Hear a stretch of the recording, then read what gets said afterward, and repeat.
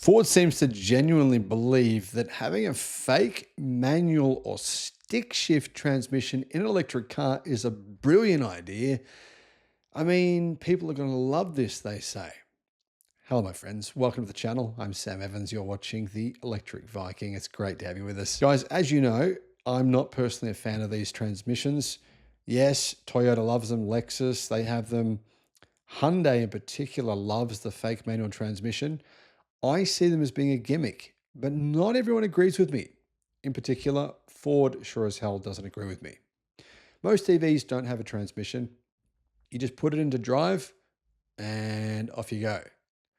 If you want to brake, you know how you use a stick shift to brake using engine gears? Well, obviously in an electric car, you have regen braking, so you don't need that. I think it works. I think it makes sense. But I got to admit, I did drive a Subaru WRX STI not long ago. A friend of mine here has one, and he did some work on it. He said, "Oh, mate, have a drive," and I had a drive, and I've got to admit, it was kind of fun. It had a stick shift. It reminded me of the old days when I had a car, a performance car like that with a manual transmission.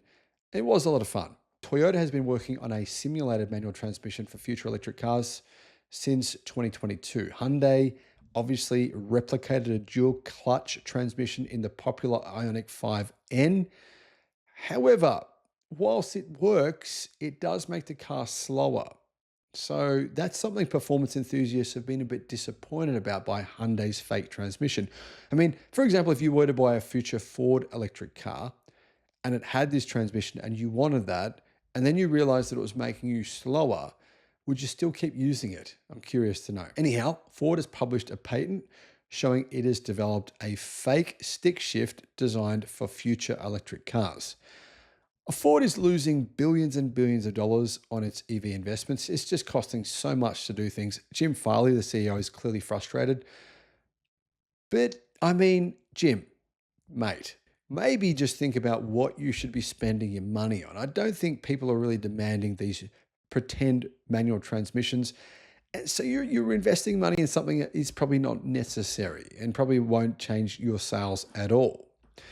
Anyhow, this application first filed in the United States back in September 2023 before being published on the 20th of March, surfaced about a few weeks ago, says CarScoops, catching the attention of various news websites. It describes and depicts a shifter that uses several actuators, vertical drive posts, vertical guide posts, and motors to simulate gear shifts, to simulate them, meaning they're not real. That sounds complex, and it is, because it's a H-pattern gearbox with different numbers of fake gears. The setup could allow for simply sequential and up and down shifting, whatever you want. I mean, you could have up and down, normal gearbox where you go first to second to third to fourth to fifth to sixth if you want. Hey, you want to add a few more? Let's add 10 gears. Let's make it seventh, eighth, ninth, just go on forever. Anyway, this isn't a novelty. Ford mentions the use of haptic feedback to give drivers a real tactile experience. The patent acknowledges the elephant in the room. EVs don't provide the same kind of physical connection that drivers get from combustion-powered cars. As Ford puts it, electric vehicles lack operator-to-vehicle physical feedback that is advantageous in conventional motor vehicles. Now, I think this could be solved, guys. I have an idea here. And I think this is actually being done by a company. But my idea is, why not just have the same function, but just use regen braking, right? Paddle shifters on your steering wheel. One could be just full boost, straight ahead, go baby, go button, like in Gone in 60 Seconds.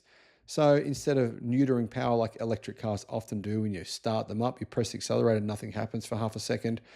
Have it just go, baby, go. Just goes off straight away. And on the left side, you could have a shifter as well, or like a paddle shifter, and that's your regen braking. Just an idea. Anyway, Ford say that apparently they are working on making future electric cars that are going to be more exciting, meaning they're going to have possibly these fake transmissions. What do you guys think about it? It sounds like a pretty complex idea. I mean, when I say complex, I always thought it would be simple.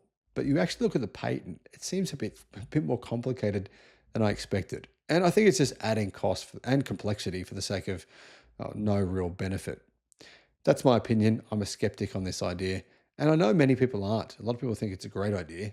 What party are you in? Do you guys think this is good? Let me know in the comments. Tesla's new electric SUV, it's going to be 20% smaller than the Tesla Model Y. That's the big takeaway here. And we do have information for when this new smaller electric SUV will hit the market. I don't know how many people will want to buy it at this point in time, considering the current emotion around Tesla. But anyway, this is the data, this information that we have on this new car. It's, I think, makes sense. I think this vehicle does make sense. It does sound like a Tesla move. It is probably a logical maneuver. Hello, my friends. Welcome to the channel. I'm Sam Evans. You're watching the Electric Viking. Great to have you with us. Now, I should point out, don't get your knickers in a knot. I'm not promoting Tesla. I'm just doing what I've always done. This is the Electric Viking. I talk about new electric cars. And I will have a new video on the Mercedes-Benz CLA if you care about that. People usually don't actually care about Mercedes-Benz electric cars. It's just the state of the market. Anyway, for those of you still with us, Tesla is planning a smaller Model Y that's going to be 20% cheaper to produce, and this will be their new electric SUV. So production will start in 2026. BYD is, many sources say, eroding Tesla's market share, but not just BYD. I mean, other companies are as well, XPeng and Zeekr. Tesla had near total dominance over China's rapidly growing EV market not that long ago. I wouldn't say near total dominance, but it was the strongest. But I mean, that's clearly changing. This is a response to the fact that, well, Tesla only have two models to sell in China. They don't, I mean, they do have the Model X and the Model S, but they're very expensive. They're made in America.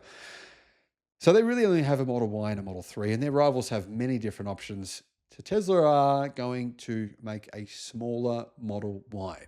It's essentially a scaled down version of the Model Y Juniper. Chinese site 36KR says this new EV is being developed through a Depop process, which is a streamlined approach aimed at very quickly launching new models with minimal modifications. I'm guessing they'll get some new gigacastings, potentially some other changes, but they're going to put in as few changes as they possibly can. Reuters cites three sources familiar with the matter who spoke on the condition of anonymity, as the project is still meant to be confidential. According to them, the new vehicle is being developed under the project code name E41, and it will be built on Tesla's existing production lines, with mass production beginning in 2026. If it's going to be built on the same production lines, it's got to be very similar to the existing Tesla Model Y to really follow Tesla's ethos. And Tesla's ethos is production efficiency, speed and efficiency. If the car was quite different to the existing Model Y, it wouldn't be built on the same production line. Reports from China say the base Model Y will be simpler, similar to the budget Tesla Model 3 that was launched in Mexico last year. So a cheaper version of the Model 3. It'll get rid of features like vegan leather for cloth seats, remove the second row touchscreen, which I mentioned in a video yesterday, and it will emit ambient lighting, which I also mentioned, which will equate to around about a $4,000 discount.